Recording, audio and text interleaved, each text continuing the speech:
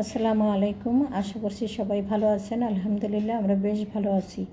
এই তো দেখতেই পাচ্ছেন ডাইনিংয়ে কিন্তু অলরেডি খাবার চলে আসছে।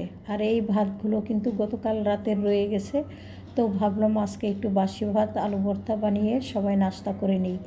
দেখতেই পাচ্ছেন আমি কিন্তু অলরেডি ভাতগুলো গামলার ভিতর থেকে সবার প্লেটে দিয়ে দিয়েছি। আর পান্তা ভাত দেখে তো ছেলেরা অত বেশি একটা আগ্রহ না খাওয়ার জন্য কিন্তু একটু নিয়ারা করে বা একটু রিকোয়েস্ট করেই কিন্তু খাওয়ালাম। তো আলু ভর্তা দেখে আমার বড় ছেলে আসলে খুবই খুশি, মানে ও আলু ভর্তা ভীষণ পছন্দ করে। সেই সাথে ওদের মাছ ভাজা আছে, বা ওরা যদি খেতে না চায় তাহলে ডিম ভেজে দিব। তো নাস্তা করে নিয়েছি সবাই বসে একসাথে। তারপরে কিন্তু চলে আসলাম রান্না বাড়ার আয়োজন করতে। এখানে দেখতেই পাচ্ছেন ছোট ছোট দুইটা বোয়াল মাছ আছে। এই মাছগুলো এখন কেটে ধুয়ে পরিষ্কার করে নিতে হবে। কিন্তু অনেক সময়ের ব্যাপার। তো অফ ক্যামেরাতে কেটে নিব, তারপরে ধুয়ে পরিষ্কার করে এই তো চলে আসলাম আপনাদের সাথে একটু শেয়ার করতে। মাছগুলো দেখতে কেমন হয়েছে, কেমন পরিষ্কার হয়েছে কি হয় নাই কমেন্টস করে জানাতে পারেন।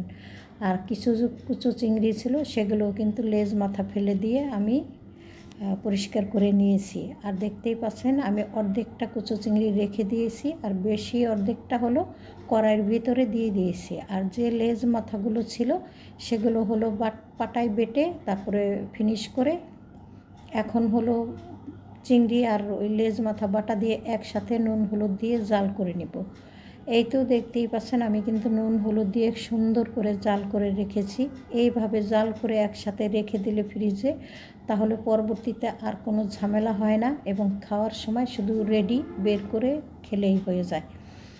তো এইভাবে রেখে দিয়ে আপনি কিন্তু করলা ভাজির ভিতরে দিতে পারেন, ভেন্ডি ভাজির ভিতরে, ইচ্ছে করলে পুঁই শাক দিয়ে হালকা ঝোলও করে নিতে পারেন, বা পেঁপে দিয়ে একটু ঝোল করে নিতে পারেন মাখা মাখা।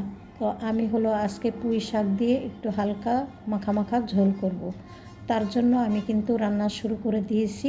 আর এখান থেকে আমি কিন্তু অর্ধেকটা পরিমাণ রেখেও দিয়েছি, পরবর্তীতে হয়তো করলা ভাজি বা ভেন্ডি ভাজিতে আমি দিব।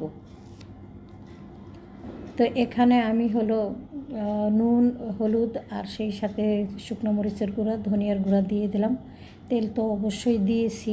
তো এখন হলো পুঁই শাকটা দিয়ে দিলাম। পুঁই শাকটা কষানোর পরে হালকা ঝোল দিতেও পারি নাও পারি, কারণ শাকে থেকে যে পানি উঠবে এতেই কিন্তু শাক রান্না হয়ে যাবে। আর আজকের শাকটা এত সুন্দর ছিল, মানে কি বলবো, রান্না করার পরও খেয়েছি আমরা, খুব টেস্ট হয়েছিল। এবং শাকগুলো একদম সবুজ ছিল, খুব ভালো ভালো ছিল শাকগুলো। তো যাই হোক, শাক আমি অন্য চুলাতে ট্রান্সফার করে দিয়ে তারপরে এই চুলায় হলো বোয়াল মাছটা রান্না করা শুরু করে দিয়েছি। তো বোয়াল মাছটা কষিয়ে উঠিয়ে রাখবো, তারপরে কয়েক টুকরা আলু দিয়ে আমি হলো আজকে বোয়াল মাছটা ঝোল করব। আর এদিক থেকে আমার কিন্তু চিংড়ি মাছের রান্নাটা শেষ হয়ে গেছে অলরেডি। আর একটুখানি ঝোল শুকিয়ে আসলে আমি চুলাটা অফ করে দিব। তো মাছটা কষানোর পরে তুলে রেখে এখন হলো আলু দিয়ে কষিয়ে নেব। আর আলুটা কিছুক্ষণ কষানোর পরে এই তো পরিমাণ মতো ঝোল দিয়ে দিলাম। ঝোলটা ফুটে উঠলে মাছ দিয়ে সুন্দরভাবে যতটুকু পরিমাণ ঝোল রাখবো আমি, তারপরে নামিয়ে নেব। তো দেখতেই পাচ্ছেন এইভাবে আসলে রান্নাবান্না আমি করে থাকি। যদি ভালো লাগে আপনাদের কাছে একটু কমেন্টস করে জানাতে পারেন। আর ভিডিওর ভিতরে যদি ভুল ত্রুটি হয়ে থাকে তো ক্ষমা সুন্দর দৃষ্টিতে দেখবেন। আর সেই সাথে লাইক কমেন্ট শেয়ার করে সাবস্ক্রাইব করে আমার পাশে থাকবেন। এই তো দেখতেই পাচ্ছেন এখন হলো ঢাকনা দিয়ে একটু ঢেকে দেব। তো অলরেডি রান্নাবান্না শেষ হয়ে গেছে, দুপুরের খাবার খেতে সবাই চলে আসছে বাসায়। ডাইনিংয়ে আমি কিন্তু সব খাবারগুলো দিয়ে দিয়েছি। তো দেখতেই পাচ্ছেন কেমন হয়েছে রান্নাগুলো, জানাবেন কমেন্টস করে। আমরা তো খেয়ে নিয়েছি অলরেডি, খুবই ভালো হয়েছিল, বিশেষ করে পুঁই শাকটা আর মাছটাও খুব সুন্দর হয়েছিল। তো যাই হোক, এখন এক এক করে ভাতগুলো বেড়ে নিতেছে আমার হাজব্যান্ড। উনি হলো 1:30-2টার দিকে বাসায় চলে আসে, খাওয়া দাওয়া করে কিছুক্ষণ ঘুমিয়ে রেস্ট নেয়, তারপরে হলো আবার চলে যায়। তো সে কারণে আমাকে কিন্তু একটু টাইম টু টাইমই রান্নাবান্নাগুলো শেষ করে নিতে হয়, হয়তো বাই চান্স কোনো সময় একটু দেরি হয়।